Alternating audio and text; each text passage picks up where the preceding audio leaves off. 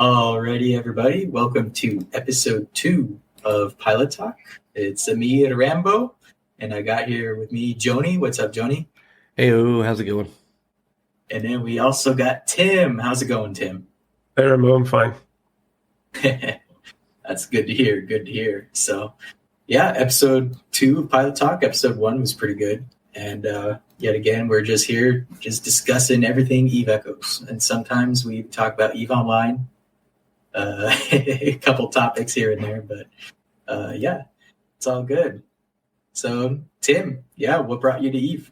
Well, I used to be an EVE Online player. I kind of jumped out of it since I obviously got a job, so didn't have much time to play. I thought this would be like fun because it's a mobile game and it's new and whatever. So I thought to try it out. And I actually thought I would just like play it for a week or two and then probably be done with it since most mobile games don't entertain me for very long. But this one managed to grab me, I guess.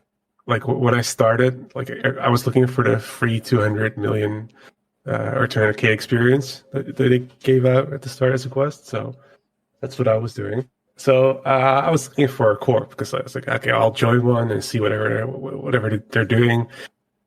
See if I fit there, and I ended up in Red 1, which is where the corp where I'm in now. Actually, like all of us, like we started talking, like all of us just joined for the free SP. Yeah, And it turned out like we were quite a good match, I guess, or at the same kind of mindset. So some left, some stayed, and well, now we have our officer corp, which basically was just the first couple people that joined our corp leader Baron. And now we're still here. So that's how I got into Eve Echoes, I guess. Yeah. You are not alone in sticking with the first corp you joined, expecting just SP, and then going, oh, wait, this is great. Yeah, it was quite weird because like one of our members, he went to go to Null to get better ore, and he found like a debt system somewhere. He's like, yeah, this is a great system, and he was like, he was going camping that weekend, so he was out camping and just AFK mining a bit. He said, yeah, there's great work. Come over here. So we all jumped over there. There was a station like 2 jumps out from the dead space, and we set up there with the corp and basically turned our sort of, I guess, casual corp into a no corp, and then. Once we got there, we started looking for alliances. Then we joined the Golden Horde in the end, and that's when the whole shitstorm started, I guess. That's when it starts getting intense. Yeah. Yeah. Was it difficult transitioning from do whatever high sec to okay, no, we're seriously null sec now? I wouldn't say so. It's not necessarily hard. Because I don't think many of us did much high sec stuff anyway. We're just like still in the tier 5, tier 6 stage at that point. So we just moved in. Just took all our like 2 halls worth of crap and moved it down to null. So that wasn't very long after game launch, probably 2 or 3 weeks after. I don't even think that's that long, probably just a week, a couple days. Wow. I don't remember when I moved out to null when I started the game compared to moving out to null, because I think I had several days where I was kind of just like debating whether or not I was going to play the game and going through the tutorial.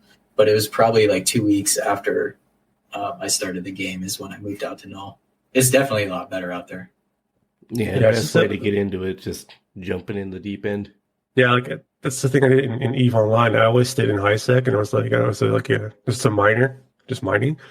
And I did get into Orca eventually and did some low sec mining, but I never really got into null because I thought it was scary. I was like, it's null. Ooh, very scary. But in the end, it's just another place. Of course, there's more PvP going on, and it's fun to me. Yeah, it's definitely watch your back. You took an Orca to low sec? Yeah, well, it was a while back, but it's like early game. That's pretty brave right there. There's people like me in low sec. I took my Macarial just out to go do shit in null last week, so by myself. So I don't really care that much about my ships. I mean, I want to fly them and have fun. That's the main goal of the game. I mean, next to that, I have like 10 accounts right now. I mine with 9 of them, and one is just a pure PvP alt. which is going to be my orc alt later, because he's basically skilled out almost in the ships and guns that I want him to be in, and then I'll just train him as an industrial character and fly an orca later. But I fund myself with playing the 9 characters, basically just mining, and turn that stuff into ships, turn the ships into ISK, and then buy my Omega with it. Now, is that called multi-boxing? That's multi-boxing, yeah. So you have on the same screen, or maybe multiple screens, but 9 different boxes that we're all playing the game. Yeah, the way I have like a what's it called, a 1440p screen, so that's 2550 pixels by 1440 pixels, and I just have 3x3 rows of the game there, basically. That's awesome. 9 miners. That's a whole belt. Yeah. Definite advantage to actually using the emulators. And there's a lot of clicking now, because you're not allowed to use the with copy command stuff. It's against the TOS, so I don't use that. But like, you have to, what I do, I put them all in a fleet, and then I undock. So click 9 times on the undock button, then take the main fleet character, so the fleet commander. Choose a belt, click fleet warp, so they all start to warp to the belt. Then you wait like a minute or 2, because it takes a while for them to warp. Then once they get there, actually, what I do, I usually choose belts because I'm lazy and I want to move to ore, so I just stay in a warping point. Then I launch all my drones, which is 2 per ship, so that's 18 drones, and then I start my lasers, which is 18 lasers, and then I wait for my hull to fill up, and then click on dock at every screen 9 times. So repeat. Cue the techno music, because it's a disco party at that point. Oh yeah, definitely. Light show with lasers going everywhere. That's what they call my fleet in local sometimes. Like, oh, it's a disco fleet. How many seconds does it take you to clear a belt like that? Well, it depends on how big the belt is and what tier it is. So I mine mostly in a tier 10, we call it, like a dead end system. So the belts are pretty big. Belt takes for me on 9 characters like 1.5 full hold. So 1 hold takes around 20 minutes. Actually, if you're in a system with less than 10 people, because let me reiterate, NetEase put out a nerf a while back, a stealth nerf. It was not in the patch notes.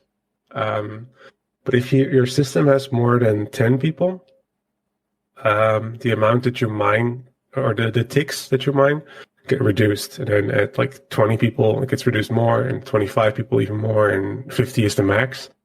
Then you're, I think it's like with less than 10 people, it's 15 ticks per minute, and with or 20, and with more than 50 people, it's 15 ticks per minute or something like that. So you get reduced, like a reduction of 25% speed. So normally, for example, my horse would fill himself up in 15 minutes. Now it's 20 minutes, because it takes a quarter more. So in that case, if it's 1.5 full ores, full holds for 20 minutes. Sorry, 20 minutes. Yeah. So 1.5 times 20 minutes. It's about 30 minutes for one belt. And then still not bad. Yeah. Actually, if you ever get a condensed one, you should always get uncondensed belts, because they're great. But that stuff gets sucked up within 5 minutes. It's ridiculous. I found only, in my whole time playing, I've only found 1 condensed belt, and my retriever alone cleared it. So yeah, exactly. Yeah. Yeah, it wasn't like there was that much, but also that was a T6 too. Because what I read is that they're going to make a module for player-owned stations where you can spawn a belt. Yeah, that'll increase like the quality or the spawn rate. I wasn't sure if they were bringing those over to Echoes, or if that was just going to stay in EO. I know they're doing Sov. I just didn't know if they were using the upgrade units. Well, they were planning to. Of course, it's NetEase, so you always have to wait and see what they actually end up doing, because they promise a lot and not always deliver. So that's always a thing you have to watch for. But I'm curious to see what they will do. Yeah, for sure. Yeah. They have to, because they have to keep the players coming, of course. I heard their team is also a lot smaller than people think it is. I don't know what that means. The thing is also like with people when they see NetEase, they usually think, "Oh, yeah, that's a really big company," which it is, in all fairness. But they manage like 1,000 games, for example. It's not really 1,000, but it's a shitload of games. So not every game gets the same amount of attention, and I think they also have a lot of rotating developers in the background. So they rely a lot on like what research they have available. And what I do know, because I did work customer support for a NetEase game before. And you'd have some contact with the developers behind that were working on it. Like they relied on what NetEase wants them to do, and like how much money the game earns. Like that depends on how much resources they get to work on the game.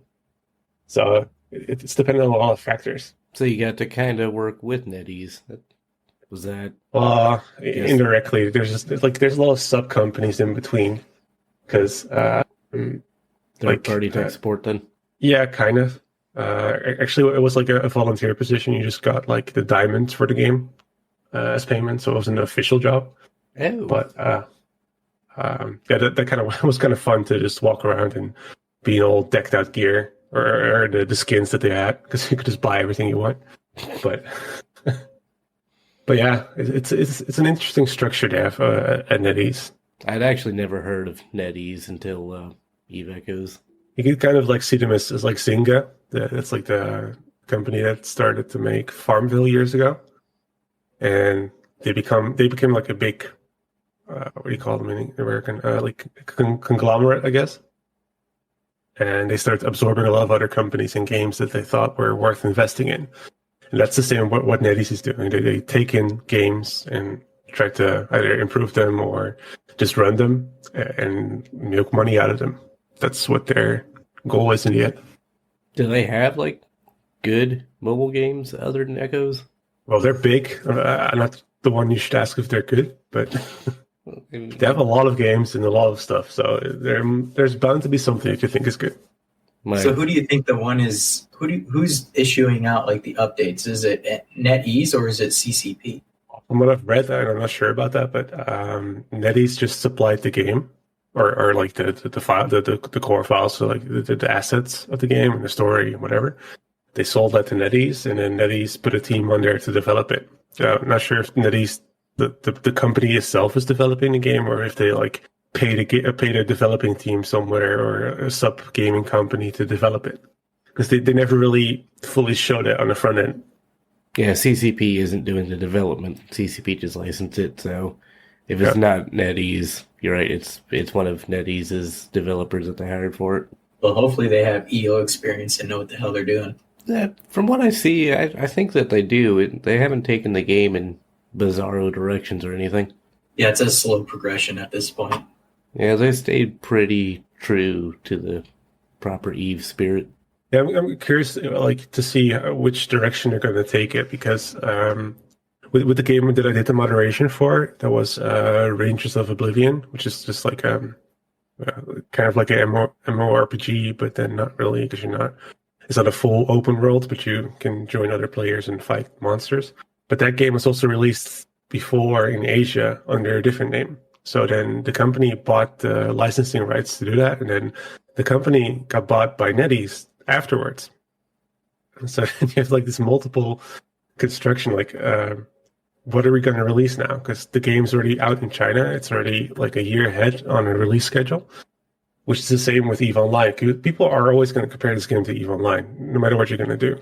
I mean, it's always it's EVE, it's EVE Online or it's EVE Echoes. They're going to compare it.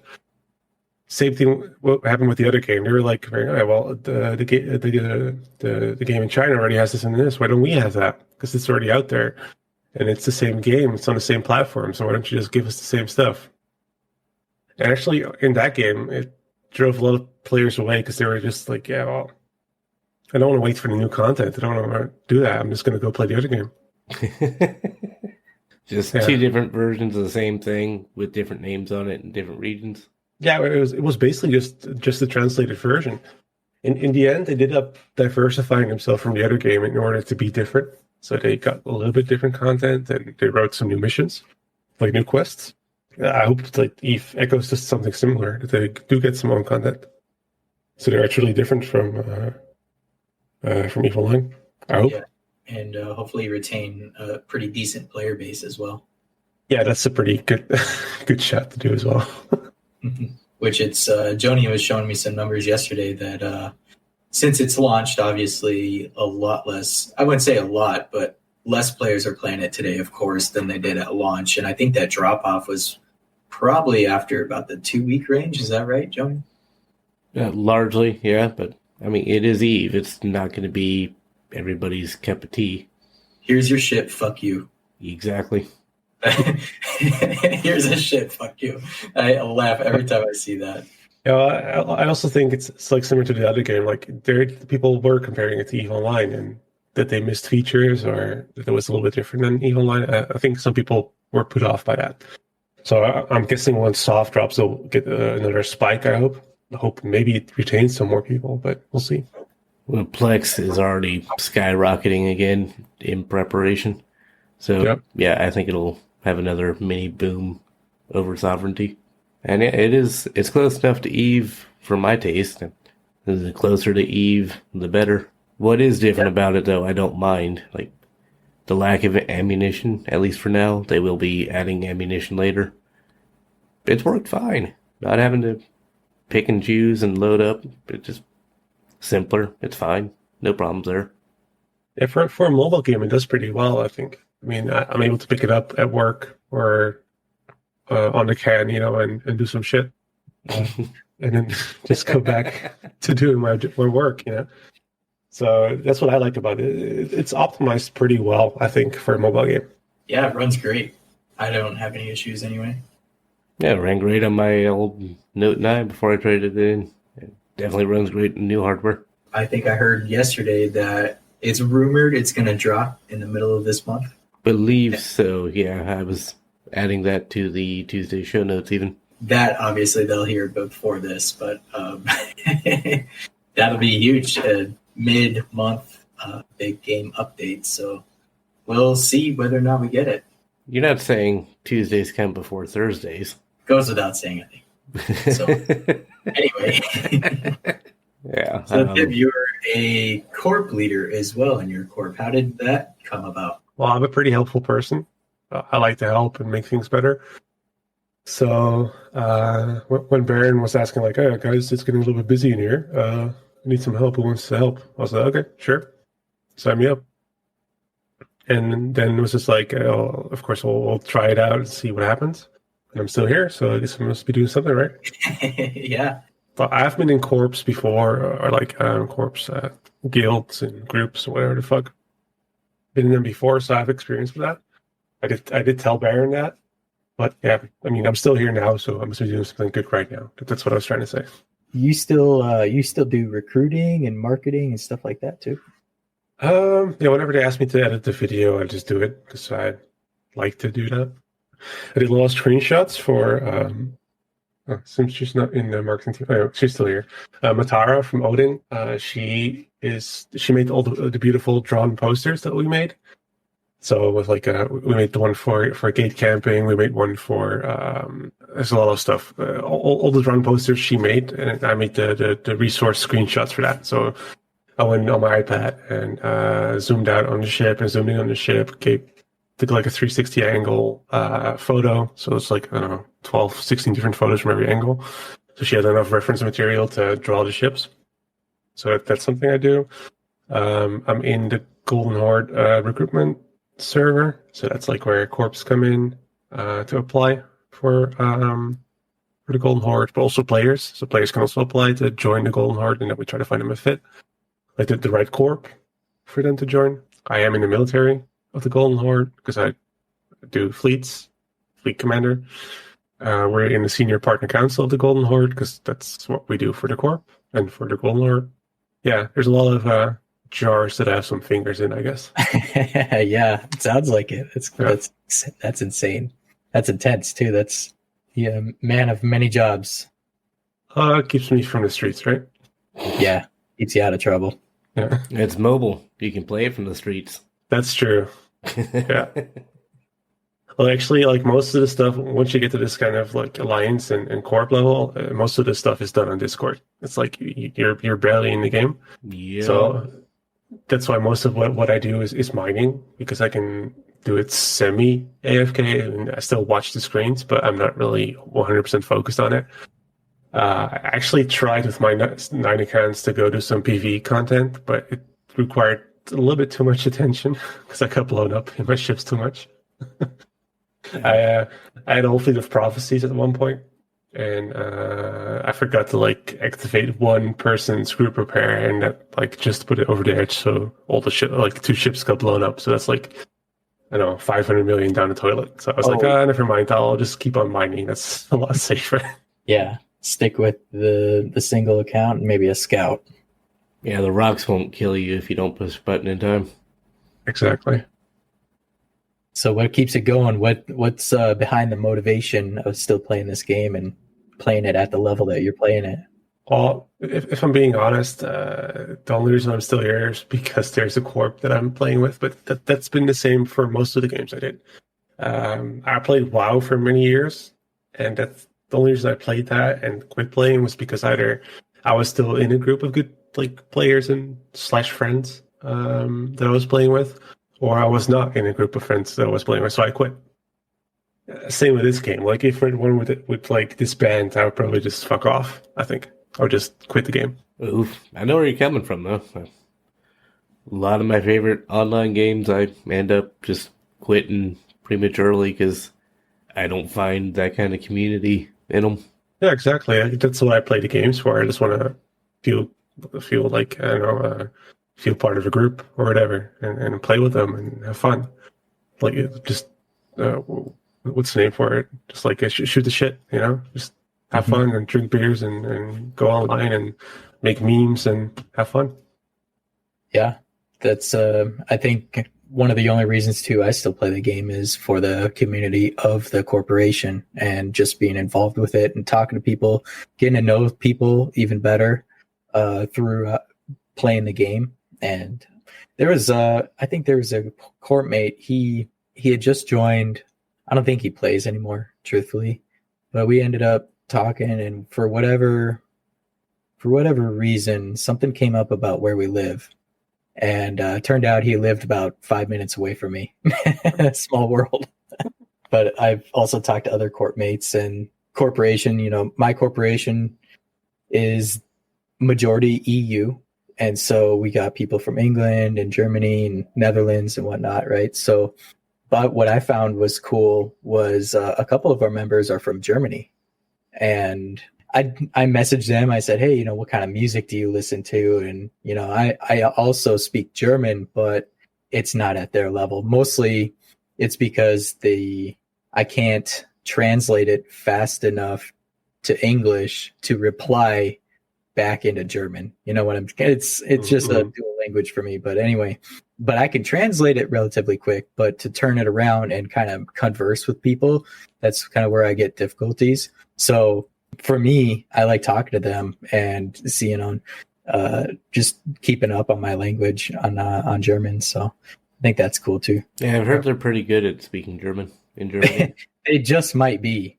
So yeah, it's just and that's just within the corporation. It's not like I'm going to German specific corporations and trying to join them just to be able to do that type of stuff. It just so happened to be that was the case.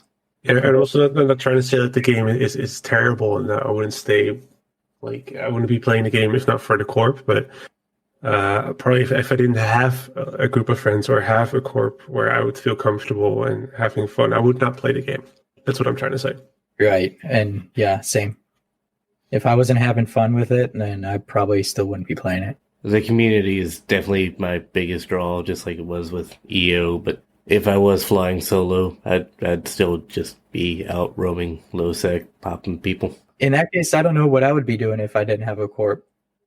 Because I don't have the EO experience, I don't know the PvP aspect of it to just go out to null. And, you know, I probably could now that I do know PvP, and I could thief and, you know, just troll people or troll corporations or whatever, probably do stuff like that. But at the start of the game, I had no idea. Are you trying to infer that us noble pirates are trolls? Maybe not all of them. I have seen a few. No, we are. Yeah. I mean, I have a whole fleet of like cheap 2 million frigates that I keep for when I'm like when I do go to the toilet and I want to go fly around and kill some miners for fun. I just have a whole fleet of cheap throwaway stuff to go fuck up people's days. Does your partner question why you're bringing the phone or tablet to the bathroom? No, didn't know what's up. Toilet fleet, assemble. Yeah. I know kitchen sink fleets, but they're part of the kitchen sink fleet. Yeah, they yeah. Toilet seat fleet. Toilet seat fleet. All right. Well. Beautiful. That's probably what I'll refer to now. And actually, we have a Corp member. Let's name it after him, the Toilet Seat Fleet. Yeah, we should. So what's your play style? You mostly mine. You got your couple PvP accounts, and that's cool. What I mostly end up doing, like when I have the time, I just put up my mining fleets and go mine to fund my other shenanigans. And then I have my Mercurial, which I just go to PvE with. I just do very simple PvE. I'm not going to go by myself. I just do some tier 7, tier 6 stuff because it's really easy. And sometimes I forget I'm flying, so I don't want to get blown up too fast. So that's why I go do simple stuff.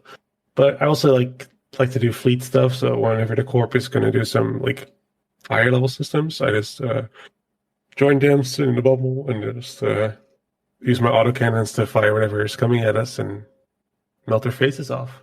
Because that's what the Mechera is really good at. So your corporation has Corporation Day. Tell us a little bit about that. Yeah, Corp Day is actually quite a simple concept.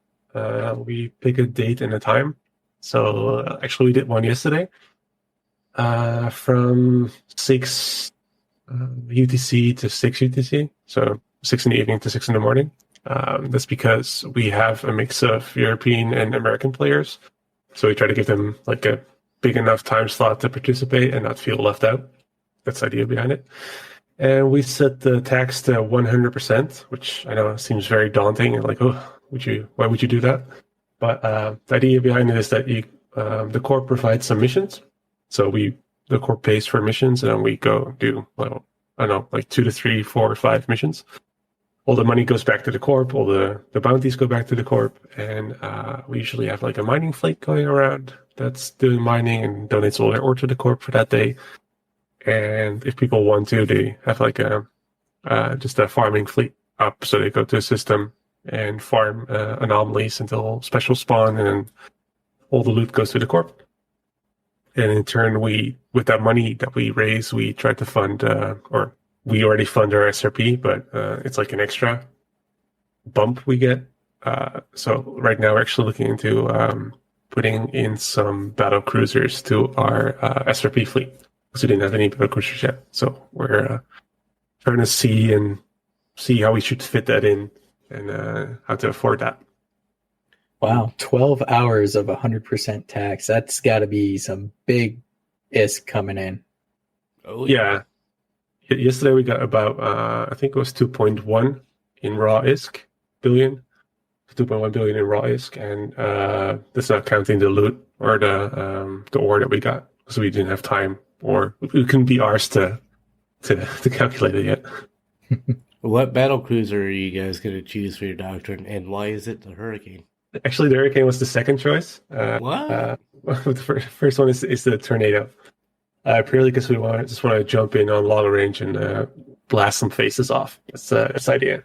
That is the one use of the NATO sniping. Yeah. Hey, it's good at it. I like the Hurricane. What's wrong with the Hurricane? No, the Hurricane is perfection. Personally, I want the Hurricane as well. I was just afraid you were going to say Drake. No. No, is a Hurricane like the most common kind of SRP battle cruiser? It has a lot of high slots, so that's nice.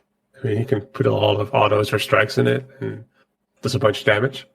It's also like half range. It's not super long range, but you can do quite some damage from far away. So it's kind of multi-use.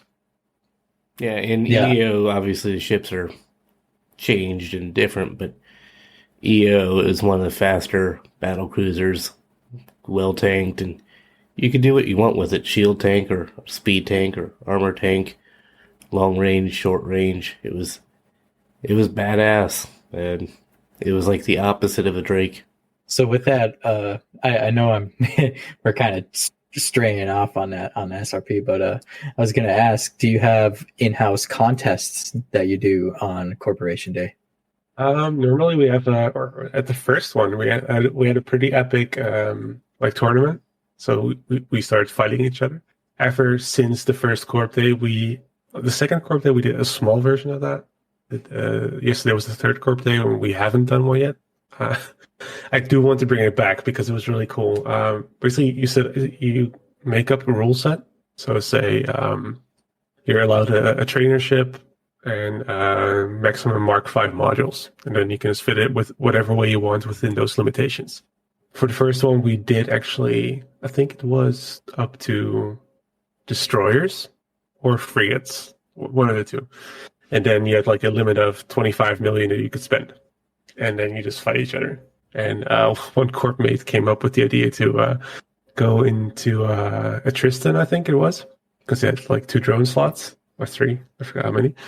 And he bought a bunch of drones and just like set at 40 kilometers away from everyone, which was out of range at that time for most of the weapons, and just kept on sending drones to them, and he killed everyone, if not out of boredom, because it was really slow. It took him like 20 minutes to kill someone.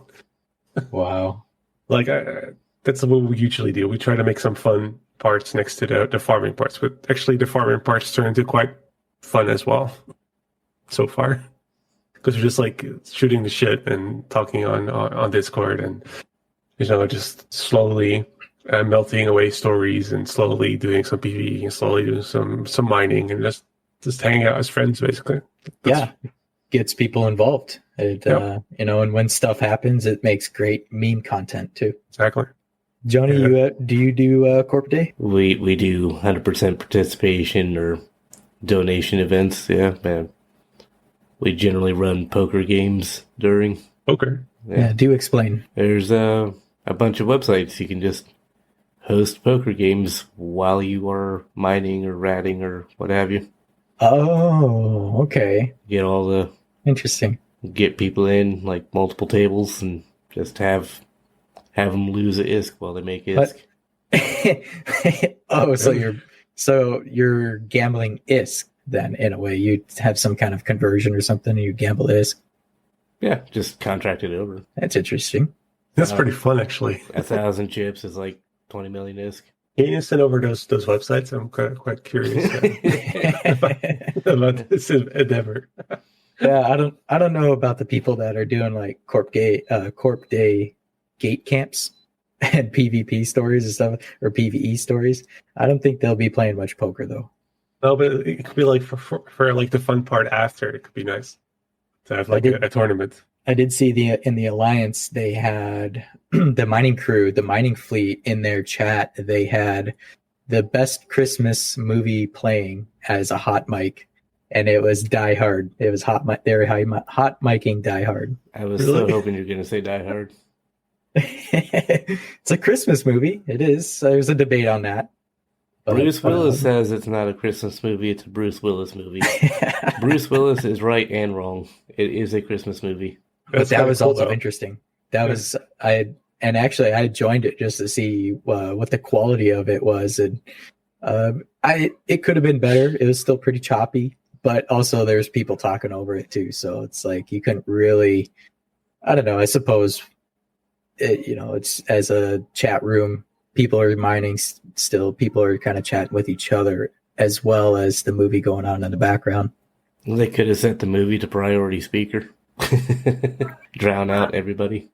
Was the video there as well, or just audio? From what I know, it was just audio. You know what? And that's actually a good thing that you bring up because, you could screen share in Discord and you can actually watch the movie and hear the audio. If somebody were to be playing it on a computer, like I could, so I have digital movies that I could play on my computer, and I could do that. Digital movies you can play on your computer. Well, yeah, it's either I play them on a computer or I play them on my Xbox, Blu-ray player, TVs. It's just a library of movies that I have I could take anywhere. Are you from the like future? a Plex server. It's like software. It's called Plex, where you can make a library which you can like access from all different kinds of machines throughout your house. Yeah, no, I've got That's it running on my Raspberry Pi. I was just amused by the digital movies. Digital. Well, I can watch them on my electronic devices. No cassette needed. no cassette. I have a DVD reader. Can play a DVD. You're getting Asian, isn't it? I actually do not have an optical drive in my machine. Most new computers don't. I've used B1 for like the rare CD I have to use sometimes. But No, but I think that'd be cool if we just do a movie day someday, and just people just stream movies on Discord, and you can listen to it if you wanted. or are you strapped for cash and you want to charge ticket prices? Or That's a good idea. I should do that. Hey, I need to fund my hurricane build. I need some rigs. Can you please donate? watch The Mandalorian for free? Oh, that's a good idea. In case they don't want to pay for Disney Plus. Do you want Disney to show up at your Discord's door? Oh, Yeah, the secret Disney police. They'll shut you down. They're listening. Be careful. yeah. Cut that out, by the way. You'll So- disappear into some Mickey Mouse black site. So you have any standout moments in the Eve Echoes? Well, my Corp Lead Baron and Mizuka, which is one of the PvP guys, we went out once the interdictor bubbles came out. So I bought the interdictor bubble for like a ridiculous price. Took the interdictor ship, and we flew into the turret where some of the notorious botting corps were hanging out. So we thought, okay, let's kill some players here that are not playing the game according to the rules. So okay. We set up at the gate where we saw they were all warping through, put up a bubble, and with the other two, we're like in kitchen sink frigates. We started blapping all the players. And first we kept the capsules alive. After a while, I started popping them as well, and they kept on warping in. Like nobody ever said anything like, "Oh, hey guys, there's a gate camp at the gate distance and this." I think we killed over like 80 players that evening. Just in Venture 3s and one Retriever even, and a shitload of capsules just by sitting there. That was quite epic. What else was epic? I think the first big PvP battle that I got into was pretty cool. Just about when player-owned stations became a thing, we killed like 2 as the Golden Horde. And seeing a station blow up for the first time is a pretty epic thing. Yeah, that's the screenshot worthy. Yeah. I was actually scouting at the time, and my game bugged out. So I was like trying to fly around and avoid the daredevil that was chasing me. But then the right side of the screen, where you usually have all your targets or the whatever like planets you want to warp to, that was gone. So I couldn't warp anywhere. Oh no! So I clicked on my. This is a trick you should know. If you click on your character in the top left and then go to Corporation and then close the Corporation tab, it reloads your interface. So that's what I was trying to do. And then in the time that I was doing that, my screen came back, and I was already dead. But I did see the menu again, so that was good. The thing is, I went to support and was like, guys, I want my ship back. This is ridiculous. I shouldn't have been blown up due to a bug in the game. And they denied me at first. So I was like, okay, well, that sucks. Luckily, I was recording for the marketing team. I was recording what I was doing in order to give them some like propaganda or just footage to make some videos. So later, I clipped the part where I got blown up because I couldn't select anything, and you could see me tapping on the screen. It's like you can see me like if you click on the empty space, you see the blue bubbles, the blue circles where you click. So you could see that like jumping everywhere around the screen because I was so frustrated. Okay, so I sent that, and then they gave me my ship back. But so I ended up being dead at that gate, and then I jumped with the whole fleet there once they came through. And I was there in a pod when the station got blown up, so I was just flying around and taking pictures and recording the video. It was beautiful to see the first station that we killed get blown up. That was one of the most memorable moments, I think. Yeah. Wow. They're quite fiery. I don't think I've ever attended one of those station kills. We had one yesterday, and other people showed up to kill the station, but they weren't blue to us. So we killed them first, then killed the station. Yeah, That's beautiful. I think it was 10 billion in killmails yesterday. Wow. That's good. We lost. Does that include the station, or? It was 10 billion and the other guys who showed up also to kill the station. I think the station was only 3.4 or something like that. Mm-hmm. I've been slowly but surely building the bloodlust in my guys.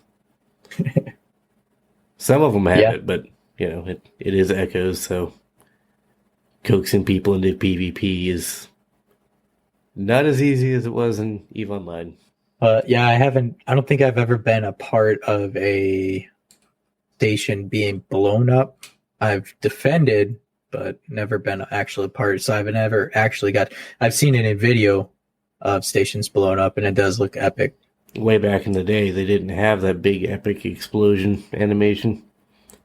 Stations would just sort of like pop and fizzle and vanish. It was really funny. Similar to like a loot box after you loot it in space. Just has a little pop. Yeah, kind of, sort of. It was hilariously anticlimactic. EVE's changed a lot over the years. And at a much slower rate than EVE Echoes has changed too. Speaking of expecting big things, you got anything exciting coming up in your pipeline? Well, we dropped the station in a pretty cool place a couple of days ago. That was fun. And kind of preparing for soft now. So I've been mining a lot and getting materials ready in order to either like build a new station or see what we need when soft drops. Basically preparing for the worst and the best.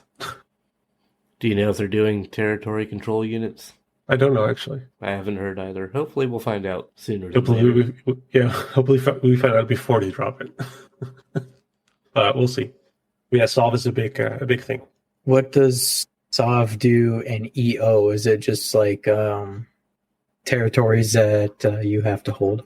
It's the shitty nullsec, the NPC nullsec, or low sec?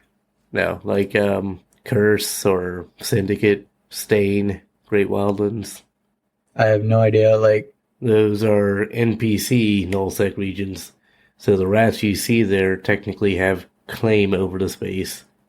So there's NPC stations there, and I mean you can anchor stations, but the rats own those regions. In true proper nullsec, the rats don't own the space.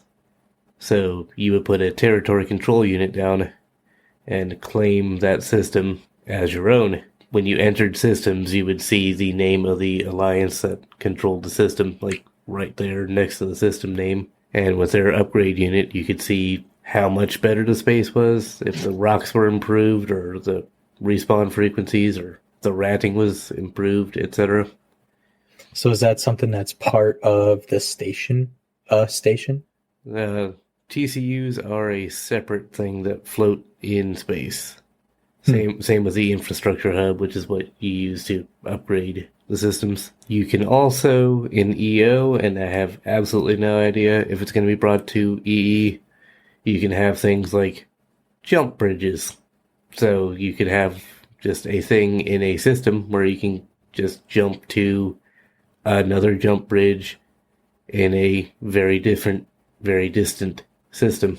Sort of, kind of like your own gate, but not exactly. I hope to bring some of it over. I think they were also planning on having Alliance placeable gate guns in Sovereign Nullsec, which is not a thing I'm accustomed to. Yeah, so that will work. Like you can set targets for that, right? Like I guess that you can say that you track grays or reds. I guess that's how it will work. Yeah, from what I understood, yes. Well, for me, it sounds fun. We'll see. Yeah, we'll see how it ends up. See what challenges that come with it. Yeah, I just hope it doesn't make the interface too confusing. Like that you don't know where you're flying through. It's like right now it's not really difficult to see who owns what, or it's difficult to see who owns what. So, say I want to fly from NRL to, let's say P7. Like that space would be owned by whatever corp. How do I know if I'm going to get shot by the gate guns? You know, that's like something I would like to know. Mm-hmm. And I think it's kind of difficult to show who owns it, I guess, in game. So I'm curious to see how they would manage that. Yeah, but like if you're autopiloting through, Well, if you're autopiloting through, you're screwed. Yeah. yeah. Would be cool to like give a warning like they do now. If you go to low sec, they say like, "Oh, yeah, you're going to low sec. It's dangerous. Are you sure you want to fly there?" So they would say like, "Oh, you're piloting through this and this corporation's sovereignty area or something like that." Curious if they do that as well. I mean, if somebody's already using autopilot in nullsec, then blood them.